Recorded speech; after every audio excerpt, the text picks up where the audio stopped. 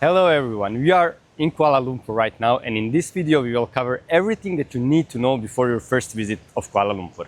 We are Faye and Edo, we are an international travel couple usually based in Slovenia, but for the next 6 months we are traveling throughout Asia. This is our second time in Kuala Lumpur and we stayed here for the whole month, so we know the city inside out. In this video we are going to cover the sites that you need to visit, how the public transport works, where and what you should eat, and so on. So let's jump right in.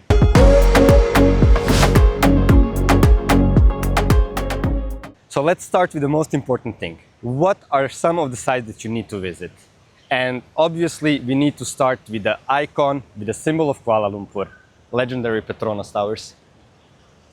The Petronas Tower, when they were built, they were actually the tallest building in the world, which they're not anymore, but they're still the tallest twin towers in the world. To check it out, the best thing to do is come into the surroundings of the towers. Right now, for example, we are in the KLCC park, which is this big green area right in front of it, and it's honestly really nice, has amazing views, but it's also have a lot of shadows, so to come during the day is amazing. And you also can check it out from inside. There's a tour basically. To do this tour you need to buy a ticket. You can buy it on the spot or you can buy it online up front. The main difference is that if you want a specific time, you should definitely buy it online. We highly recommend is to do the tour during sunset time, because then you can see the city during the day and also during the night, and you get like the best view for sunset. But if you want to do that, make sure to buy it in advance online. Besides the tower, this whole complex, there's a lot of things to do. The tower itself, underneath, a lot of people don't know, but there's a massive shopping center. It's kind of a luxury one with honestly all of the brands that I can think of. And in front of it, there is the KLCC park, which has even a running area. I mean, right now we're here in the afternoon and I see a lot of people running and exercising, which is very nice. And yeah, a lot of restaurants and rooftop bars. So this area is quite a lot of movement.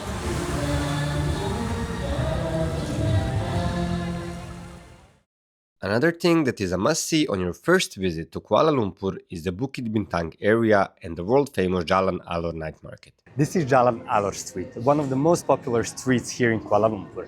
What you see behind me is how the street looks like during the day. It's actually a regular street, cars are passing by and nothing really happens. But in the night, this turns to the real food market. All of these little tables that are getting ready right now become filled with people that are enjoying locals cooking. When you're visiting Bukit Bintang, don't miss out on these street art alleys. You're actually walking in the back of Jalan Alor, where you can see their kitchens and their storage rooms and everything, but they actually decided to make it prettier and paint the murals on the walls, on the floor, and it really looks pretty amazing. So don't miss out on this. From here we will move to the lively streets of Chinatown. One of my favorite things to do here in Chinatown is just come here to Petaling Street and just walk around, absorb all of this chaos. Like there's a lot of different food stalls, people selling bags, people selling shirts, people selling, imagine it, you will find it here 100%. One tip though, do not just focus on the stalls, but pay attention also for the things that are behind them. They have a lot of different stores and also food markets tucked in behind these street vendors, and I can say that one of the food courts here in Petaling Street was the best food we had here in Malaysia, so definitely pay attention to that. Chinatown in Kuala Lumpur isn't just about food stalls and markets. Between the busy street you'll find real culture.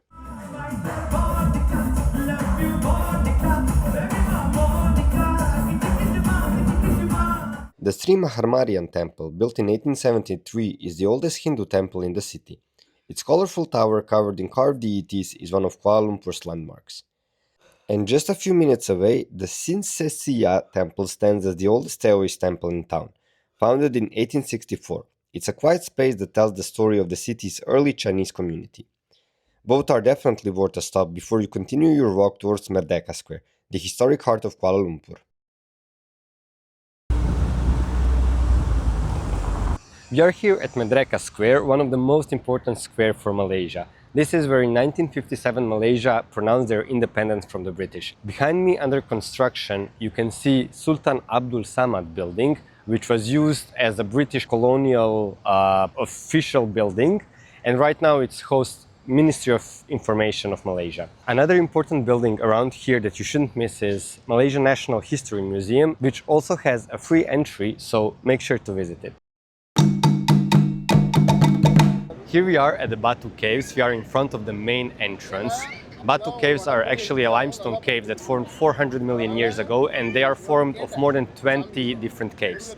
It's also a hotspot of biodiversity. There's more than 500 different plants around here. There's more than 20 different types of beds that you can find here, different types of spiders, and so on and so on. The first temple was dedicated to Lord Murugan, whose statue we can see behind me. This is the largest statue in Malaysia, and this is the second largest statue of Lord Murugan in the world. Maybe you don't really get a perception of how big this is, but the statue is 42 meters high, and it took more than 300 liters of gold to paint it.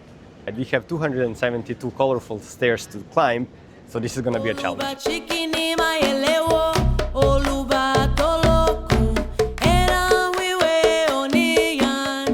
Well, we're almost on the top, so while you're coming up here, don't forget to stop a little bit, turn around, and enjoy the view of the amazing statue and of the Kuala Lumpur in the back.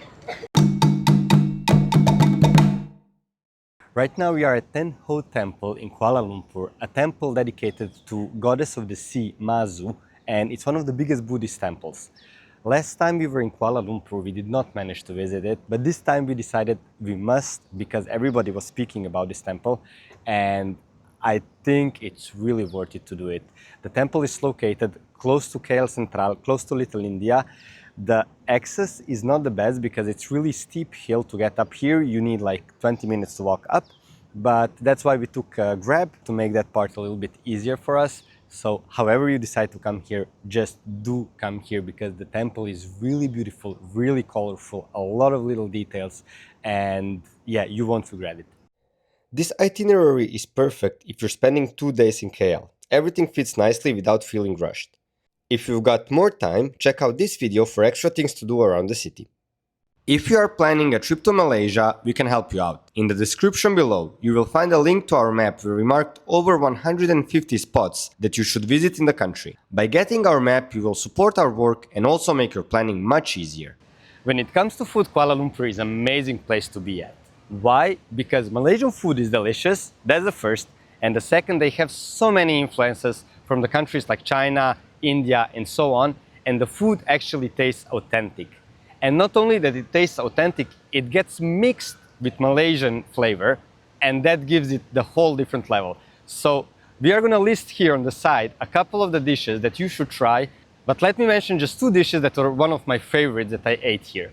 First of them is nasi lemak. That's de facto Malaysian national food. What's weird for me as an European is that sounds like a lunch for me, or maybe dinner, but here they serve it as a breakfast, which it's amazing. Next dish that I really loved is asam laksa. I actually had that in Penang, not here in Kuala Lumpur, but I'm 100% sure that you can find it here. If you have any locals watching the video, please leave in a comment where's your favorite place to try asam laksa in Kuala Lumpur. In general, me telling you what to eat in Kuala Lumpur does not make too much sense. If you are here, just find an open night market, find all of these open stalls, and go try everything on your own.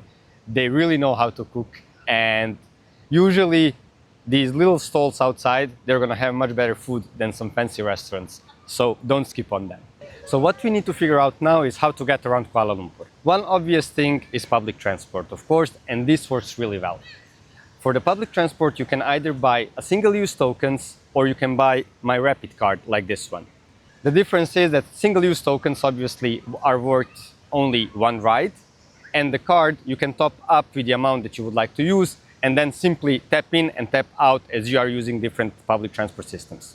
All of the different systems as LRT, MRT, buses, monorail, they all use the same payment system, so whatever you decide to go with is going to work across all of them. One good tip that I can give you, no need to memorize what MRT is, what LRT is, whatever of this is. Just use the Google Maps because it's really accurate and it's going to get you from point A to point B in the shortest amount of time. For the moments when public transport doesn't work for you, Grab is your savior. It's super easy to use. If you are used to Uber in US or Europe, you're going to be very familiar how it works. Another very important tip that I want to give you is that outside of the Golden Triangle or the city center of Kuala Lumpur, the city is not really walkable. We are used Like if you see on Google Maps that we can walk somewhere in 30 minutes, we're gonna walk.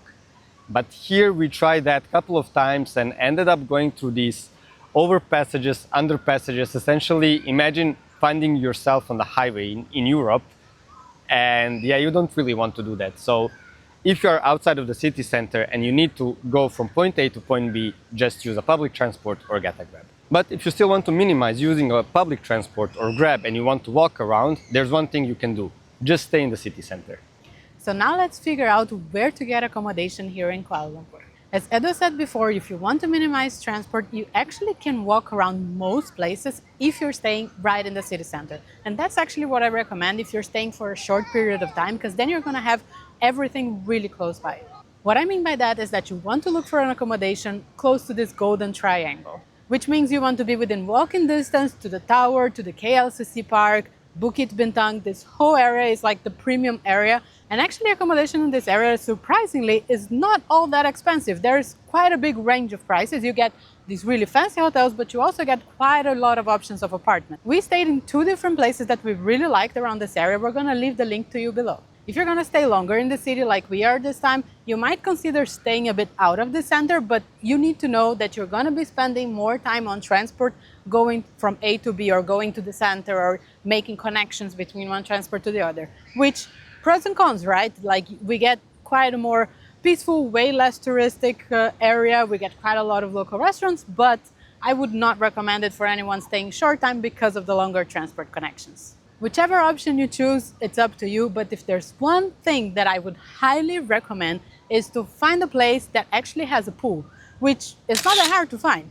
Here in Kuala Lumpur, as you see all around us, there are many of these like skyscraper buildings that are residential, and the buildings, most of them offer pool, a gym, and quite a few decent structure with stores in the bottom and everything, which means you have quite a lot of options of accommodations, be them hotel or apartments, where you actually have a pool. And this makes a lot of difference because Kuala Lumpur is so hot.